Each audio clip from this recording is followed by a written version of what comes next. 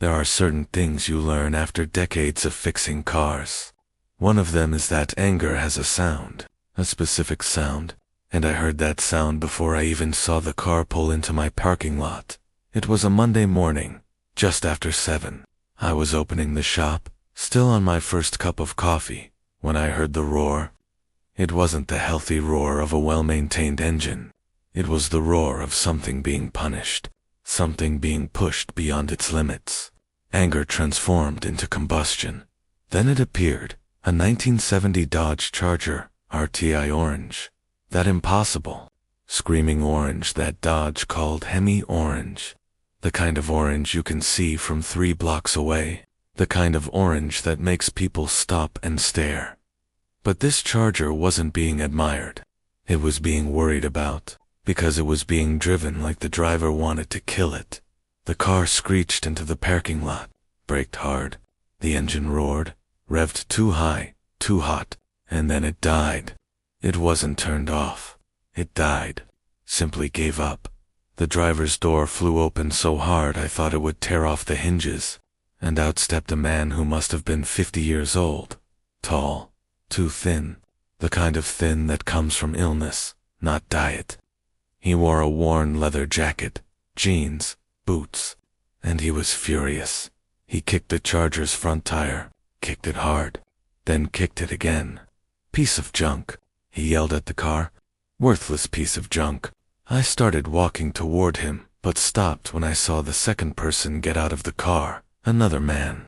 Same age, same height, same bone structure, same brown eyes. But this one was a healthy weight, better clothes, and an expression on his face that was pure desperation. Twins, I realized immediately. Marcus, stop, the second man said. You're going to hurt yourself. So what? Marcus yelled back. What does it matter now, Daniel? What does anything matter? He kicked the car again. This time, he lost his balance, staggered, and Daniel ran to catch him before he fell. Easy, Daniel said, holding his brother. Easy. Breathe. Marcus was breathing heavy. Too heavy. Like he'd run a marathon. And then I heard it. The cough. That deep, wet, painful cough I knew all too well. My own father had coughed like that in his last months. Lung cancer. Marcus doubled over, coughing. Daniel held him, one hand on his brother's back, the other gripping his arm. And when the coughing finally passed, I saw blood on the tissue Marcus used to wipe his mouth. They hadn't noticed I was there. So I cleared my throat, gently. Both looked at me. Daniel seemed relieved to see another person. Marcus seemed annoyed. Shop open? Daniel asked. It is, I said. Dave Richardson. Can I help? Daniel looked at the Charger, then at his brother, then at me. Honestly, I don't know if anyone can help, but we need to try. 20 minutes later, we were sitting in my waiting room. I'd given Marcus water, and he'd finally stopped coughing. Daniel sat beside him, anxious, worried. This car, Daniel began, was our father's. He bought it new in 1970. Paid $4,500, which was a lot of money back then. He worked 2 jobs for 6 months to save for the down payment. Marcus said nothing, just stared at the wall. Our father's name was Robert. Robert Mitchell. He was a mechanic, like you, had his own shop. Small, but it was his, and he loved that Charger more than anything. Except us, I think. Daniel paused, waiting to see if Marcus would speak. Marcus didn't. Marcus and I are twins, identical. We grew up doing everything together. Everything. Same classes. Same baseball team. Same friends. Same dreams. We were inseparable. Until we weren't. Until we weren't, Marcus interrupted. His voice was rough, tired. Tell the story, right, Daniel? No point in lying now. Daniel took a deep breath. Our father was a good man, but he was hard, traditional. He had expectations, and when we turned 18, he made it very clear what he expected, that we'd work with him at the shop. that we'd continue the family business, that we'd stay in town, that we'd be like him. And you loved it, Marcus said, finally looking at his brother. You always wanted to be exactly like Dad. Fix cars, marry a local girl, have kids, stay here forever. It was everything you wanted, and you wanted to leave, Daniel said quietly. You wanted to study art. You wanted to go to New York. I wanted to live, Marcus interrupted. I wanted to be myself, not a copy of Dad, not an extension of his expectations. I wanted to paint. I wanted to create. I wanted to be free. Marcus looked at me now. So I left. 3 days after our 18th birthday, I packed my things, left a note, and went to New York. No warning, no goodbye. Just left. And Dad never forgave, Daniel continued.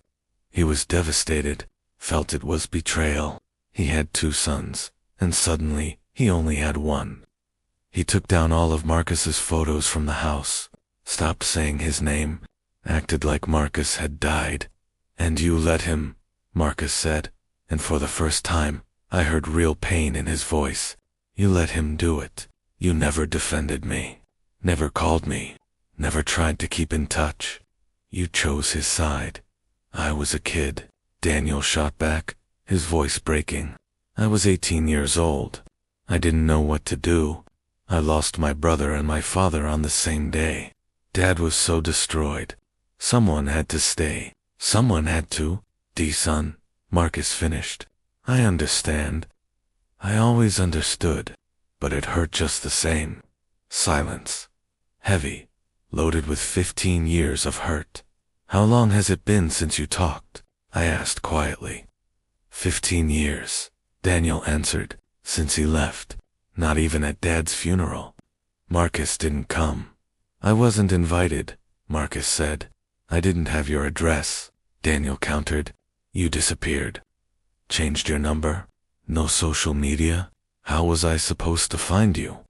You could have tried harder, Marcus said, but the anger had left his voice. Now there was only exhaustion. Both of you, I said, are here now, together, with your father's car. Why? What changed? Daniel looked at his brother, waiting for permission. Marcus nodded weakly. 3 months ago, Daniel said, I got a call from a hospital in New York, saying my brother had listed me as his emergency contact, that he'd been admitted, that I needed to come. Marcus coughed again, softer this time. Lung cancer, he said simply. Stage 4, metastasized to bones, to liver, inoperable. 6 months to live, they said. That was 3 months ago. My heart sank. I took the first flight, Daniel continued. I hadn't seen my brother in 15 years. And when I walked into that hospital room and saw him, so thin, so sick, all I felt was that I'd wasted so much time angry, proud, stupid. I said I was sorry, Marcus spoke, for leaving, for not coming back, for not trying to fix things. And he said he was sorry too, for not looking for me, for letting Dad erase me, for not fighting for me. And we cried, Daniel said, cried like 2 idiots in that hospital room. 15 years of tears coming out at once. Marcus smiled, a small smile, but real. And then Daniel said, the car's still in the garage. Dad's Charger. It's been there since he died 5 years ago, covered, waiting. And he asked me, do you want to see it? So I brought him here, Daniel said, to the place where we grew up.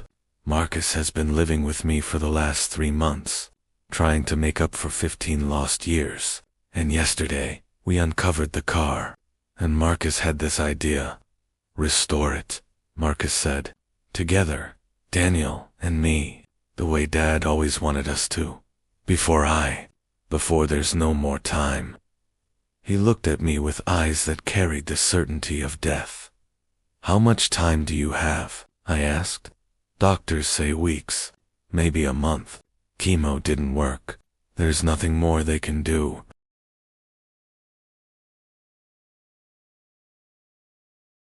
And the car, Daniel said, the car's in terrible shape. 5 years sitting. Before that, Dad couldn't take proper care of it in his last years. He was getting old, weak. The Charger was the last piece of him that was left, and now it's the last piece of Dad I can give my brother. Daniel was crying openly now. I can't bring Dad back. Can't bring the 15 years back. Can't cure Marcus. But I can do this. I can restore this car with him. I can give him one last good thing. One last project. One last moment with his brother. With Dad's memory. Marcus put his hand on his brother's shoulder. It's stupid, I know, Marcus said. Restoring a car when you're dying. But I need to do this. Need to leave something behind. Something that isn't just pain and regret. And I need to do it with Daniel. Because he's my brother. And I wasted so much time away from him. I looked at both of them. Twins, who should have been inseparable. Who were separated by pride and expectations and fear. And who now had maybe a month to fix a lifetime of damage. How much do you have to spend?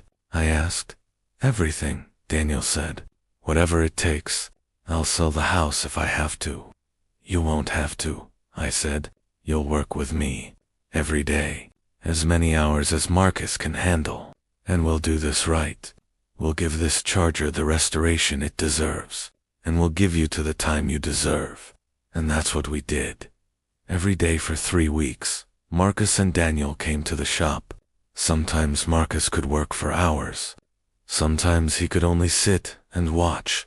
But he was always there.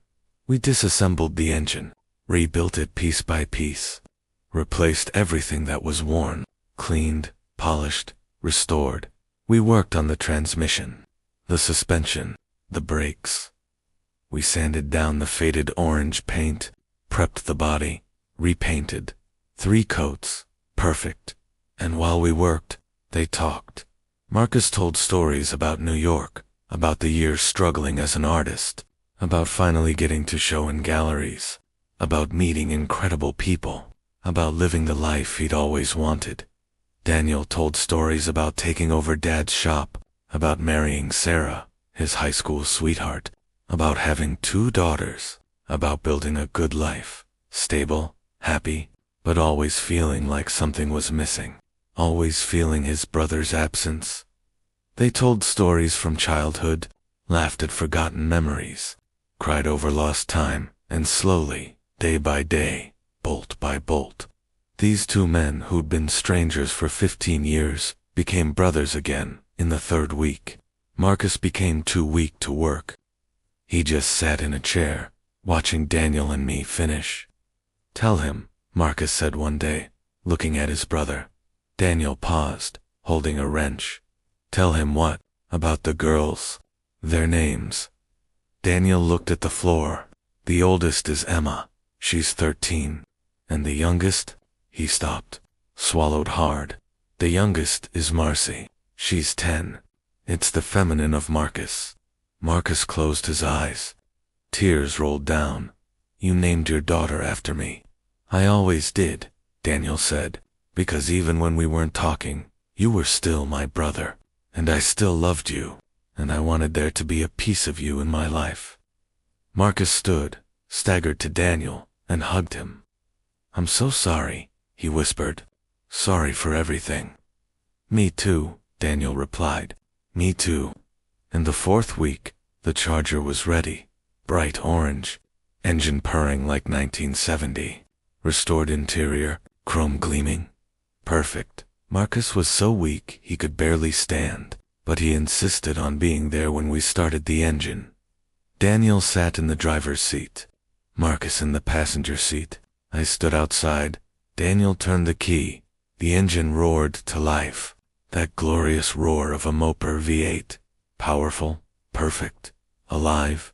Marcus laughed, a weak laugh, but genuine. Dad would have loved this, he said. He is loving this, Daniel replied. I know he is. They drove that Charger through the streets where they grew up, slowly, Daniel pointing out places, Marcus remembering. When they came back, Marcus could barely breathe. but he was smiling. "Thank you," he said to me, "for everything." "It was an honor," I replied. 5 days later, Daniel called me. Marcus had passed away. Early morning. At home, in the guest room that had become his, with Daniel holding his hand. His last words were, "Tell the girls Uncle Marcus loves them." The funeral was small, but there was something special about it. The orange Charger, gleaming in the sun, parked in front of the church, and in the passenger seat, a photo. Marcus and Daniel, 7 years old, standing in front of the Charger when their dad bought it. 2 identical boys, smiling, inseparable. 6 months later, Daniel sent me a message. "Dave, thought you'd like to know. I taught Marcy to drive. In the Charger. She's good, natural, like her uncle would have been. I'm keeping it in the family, forever. Because it's not just a car. It's my father. It's my brother. It's everything I almost lost, and everything I still have. Thank you for giving us that time. It was worth every second." That orange Charger taught me something I'll never forget. Forgiveness isn't something you give when everything's fine. It's something you give when everything's broken, when time is running out. When there's nothing left to lose. And sometimes, if we're lucky, forgiveness comes in the form of a shared project, in the form of hands working side by side, in the form of an engine roaring back to life, proving that nothing is lost forever, as long as there's still time, as long as there's still love, as long as there's still forgiveness. Every car that rolls into this shop carries a story, but some stories change you. Some stories remind you why this work matters, why it's not just about engines and transmissions and paint.